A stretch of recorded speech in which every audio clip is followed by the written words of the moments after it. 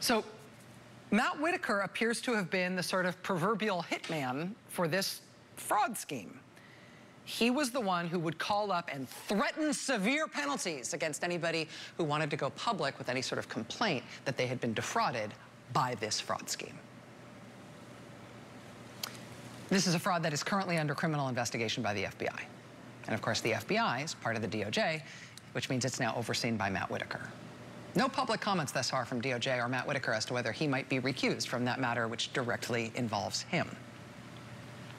This week, the incoming Democratic chairman of 4 different congressional committees, the members of Congress who are expected to run those committees when the Democrats take over the House in January, those 4 chairmen announced that they're opening an investigation into Whitaker's involvement with that criminal fraud scheme. They started this week by sending 7 separate letters requesting information and documents, including to Whitaker, to the former founder and CEO of World Patent Marketing, and to the FTC. In their letter to Whitaker, they write that, quote, because the Senate was not given an opportunity to properly vet your background, serious questions are now arising about your fitness to serve in this position. And they note that they are requesting documents from Whitaker in his personal capacity, not in his official capacity at DOJ. They are investigating him personally. And that turns out to be just chapter 1 of the big fat book of problems that Matt Whitaker has now got, since he got this big out-of-the-blue promotion well beyond the terms of his resume. There are already multiple lawsuits, including one brought by the state of Maryland, questioning whether or not Whitaker can actually legally hold this job. First, there was the Maryland lawsuit. Then the next lawsuit to be filed, we think, the second lawsuit against Whitaker, is from a Texas businessman who was indicted by the federal government for what Politico describes as an alleged, quote, long-standing conspiracy to secretly blend chicken feathers and bones into what pet food companies were told was higher-grade chicken or turkey meal products.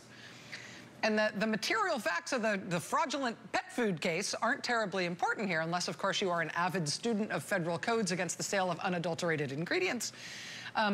But because of a technicality in the way that case is being pursued, former Attorney General Jeff Sessions personally is listed as a party to that fraudulent pet food prosecution. Of course, now that Jeff Sessions has been fired as Attorney General and Matt Whitaker has been installed in that role, that means that whatever you think of the pet food case, the guy who's the defendant in that case, the accused pet food adulterer, he can now try to throw a wrench into the government's case against him by challenging the legitimacy of Matt Whitaker's appointment.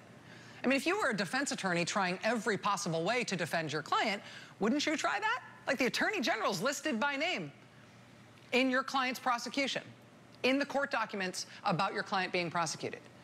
That Attorney General has been replaced in a system that, by no system, which appears to be an appointment of dubious legality. Wouldn't you challenge that while you were defending your client? One law professor tells Politico.com, quote, there will be thousands of identical motions filed by defense lawyers throughout the country. Quote, eventually one judge will declare Matt Whitaker is not the acting Attorney General. That decision will throw the entire executive branch into disarray. The Supreme Court will have to resolve that as soon as possible. Well, sure enough, this evening brought a new one.